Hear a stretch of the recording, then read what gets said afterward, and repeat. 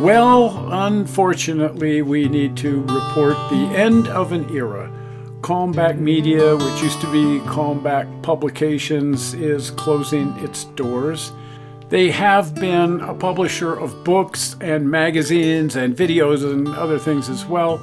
Best known for these two magazines, Trains and Model Railroader.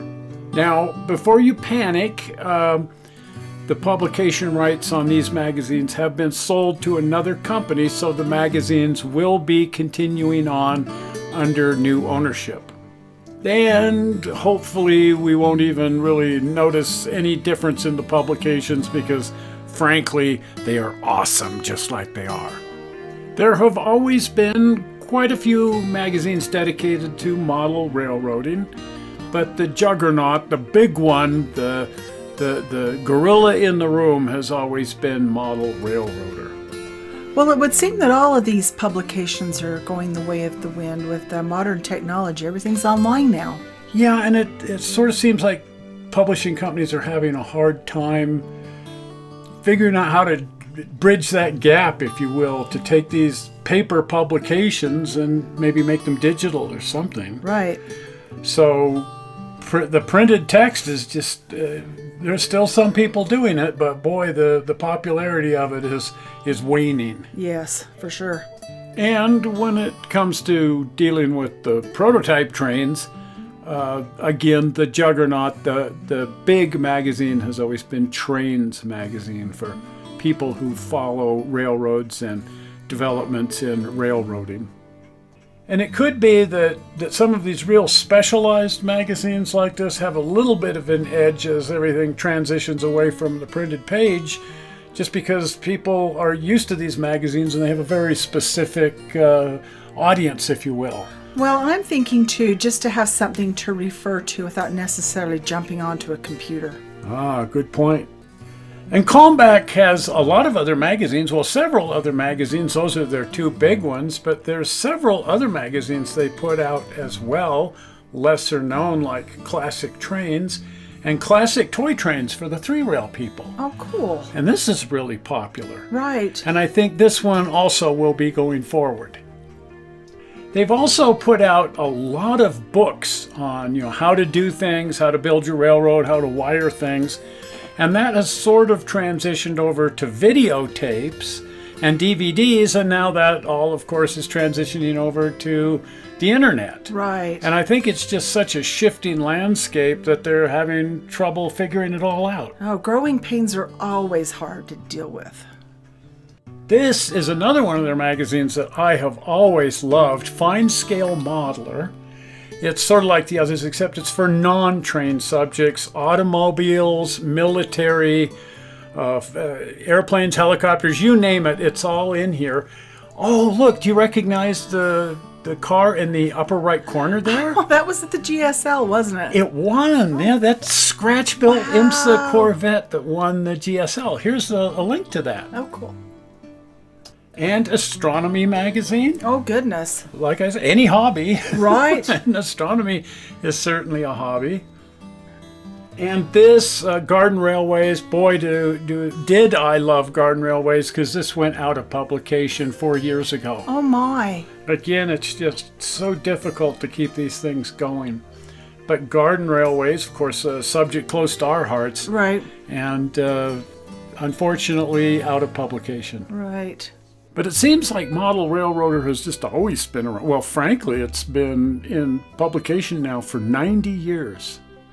Wow, just, you think about getting something fun in the mail, like looking forward to a magazine or some kind of a publication other than just bills in the mail. Yeah, many a time it's like, oh, the magazine should have come today, and right. It didn't. It better come tomorrow, or I'm going to lose my mind. Right, I feel like on A Christmas Story when he keeps checking the mailbox looking for his, what was that, gizmo? Oh, yeah, the Little Orphan Annie decoder ring. Decoder ring, yeah. I mean, you check the mailbox, like, oh, shoot. For me, it was Model Railroader. Oh, I can imagine.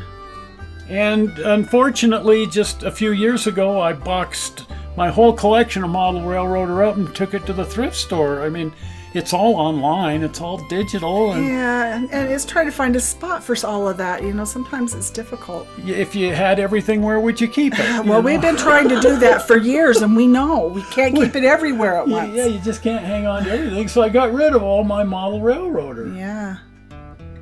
But here's one that you would never want to get rid of. This is the very first one. Oh, yeah. What? Volume 1, January, December 1934. Wow. So who has this one?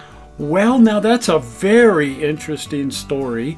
This belongs to Steve. Well, okay, yeah, I can figure that much. And it's in his collection. But it was originally the property of Jack Douglas. Oh, serious? And he was friends with Al Kalmbach, and Al Kalmbach gave him this book many, many, many years ago, probably when the magazine first came out. Wow, the year my dad was born. Wow. And it's actually part of a hardbound volume. At the end of each year, Kalmbach would put that year's model railroaders out as a hardbound volume. So this is the first 6 issues of Model Railroad hardbound in 1934. That's just amazing.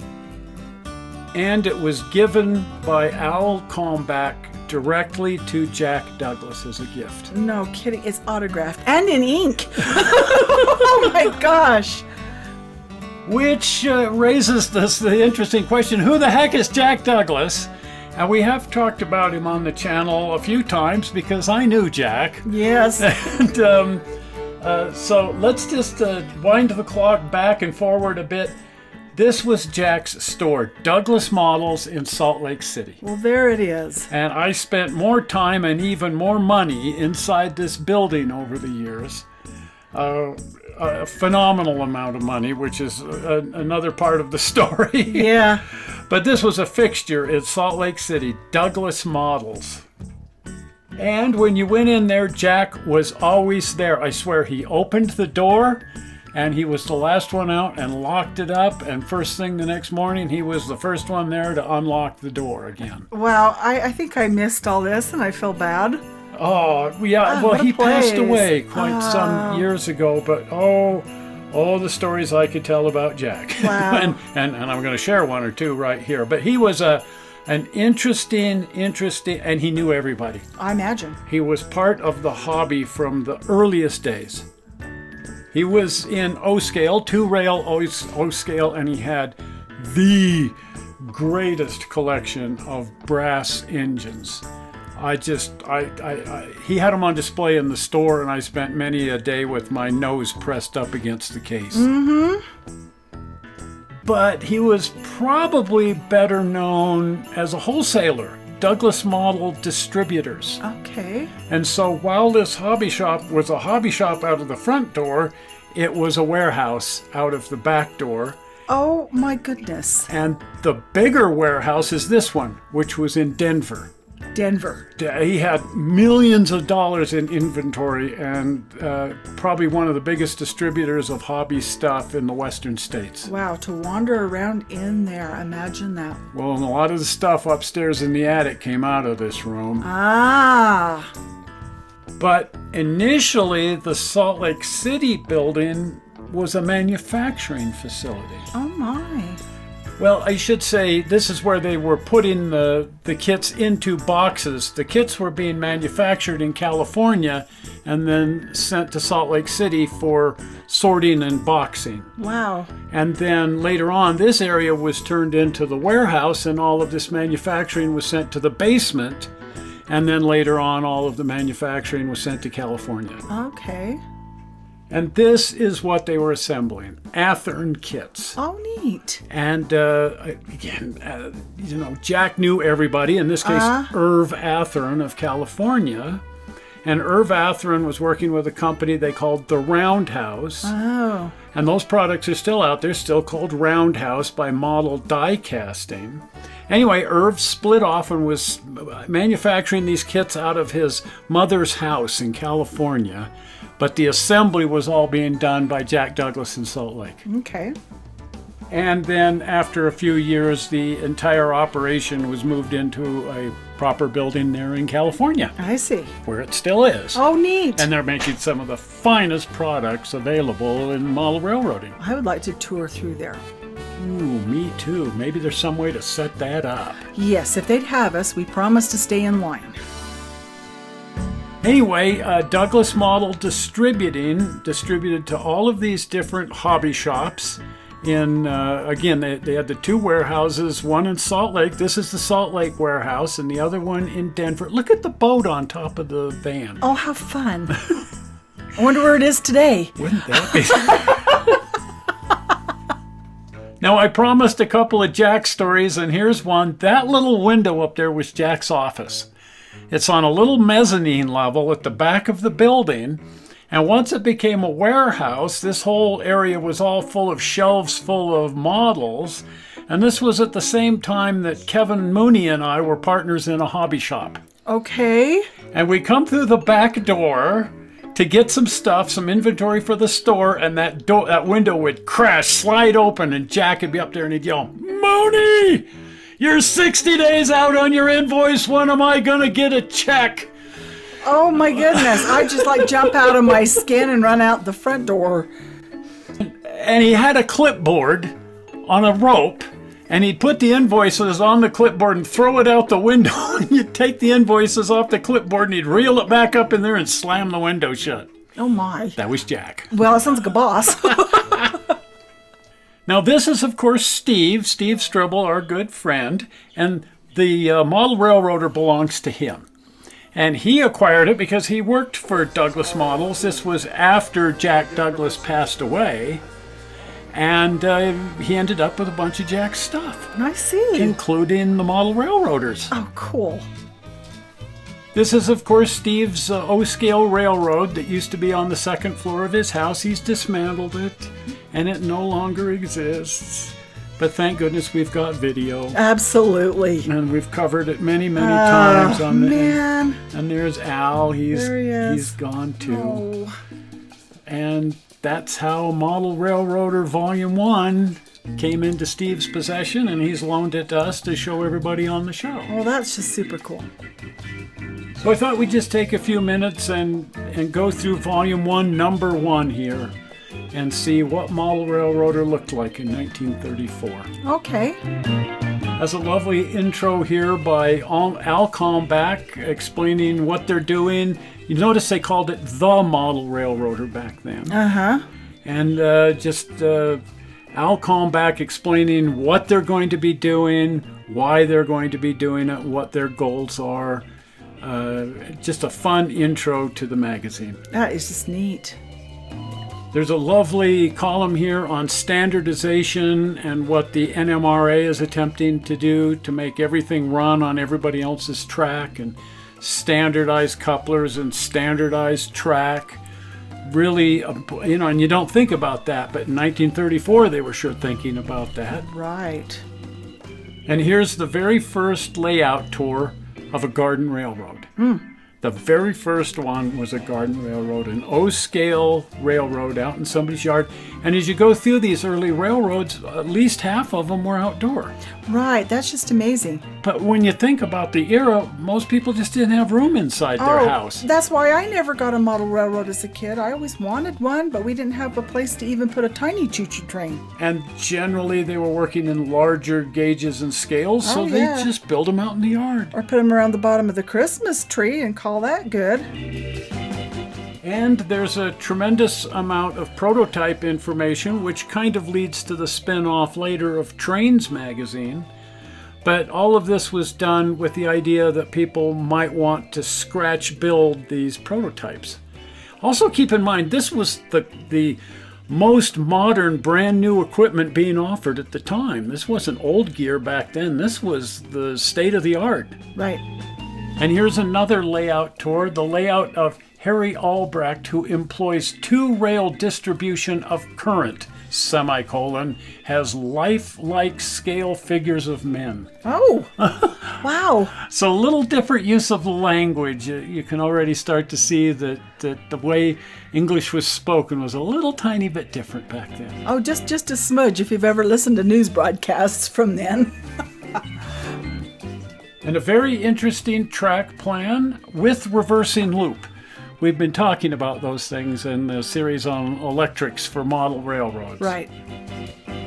Now here's one you don't normally see, an outdoor line using overhead trolley wire running at 110 volts. Oh, zippity doodah, my gosh, you're kidding. And a water feature. Oh, what could go wrong there? I always wondered where everybody got their perms from. Now I know. Yeah, I guess you could say the hobby has evolved. Right. Anyway, a lot of really fun, interesting articles all packed into 12 pages. Right. That first issue was only 12 pages long. And a few fun ads here at the back. One of the ones that jumped out at me the most is William K. Walters here, who was offering a free 24-page catalog. Just send in a self-addressed stamped envelope. Oh. Who knew that that was going to become the world's largest distributor of trains? And whoever sends in a self-addressed stamped envelope anymore. As we mentioned, the bound volume here is the first 6 issues, the first year. And here's volume 1, number 2, and it starts right off with an article on OO. Oh. Which is still being done quite a bit in England, but in the United States it became HO. HO. But back then, double O was the small size. The Okay, and when you goof up, it's uh-oh. Uh-oh. And probably more than half of the hobby back then was traction railroads. Oh. I guess people didn't think steam was all that interesting when it was running through your backyard. And so anyway, most of the model railroads, because I guess they were electric trains anyway, it made sense to do traction. Here again, a lovely overlap between prototype and modeling, announcing Union Pacific's new streamlined train that they spent $200,000 on. Oh my gosh, that's a lot of money for back then, though. It sounds like a lot of money now, but back then, whew. But, this train. Yeah. And yeah, we have a model of it. Yeah. And another layout tour of an outdoor garden railroad. Very popular back then.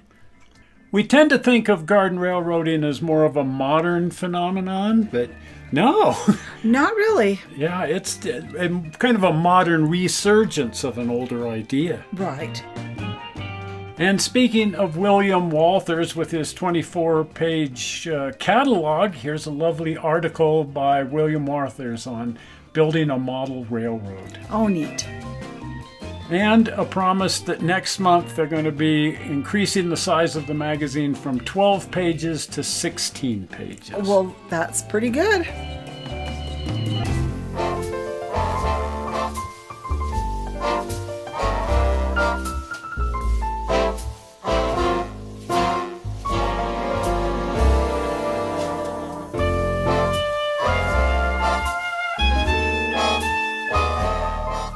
This is pretty fun. This was one of the most popular designs for an indoor railroad.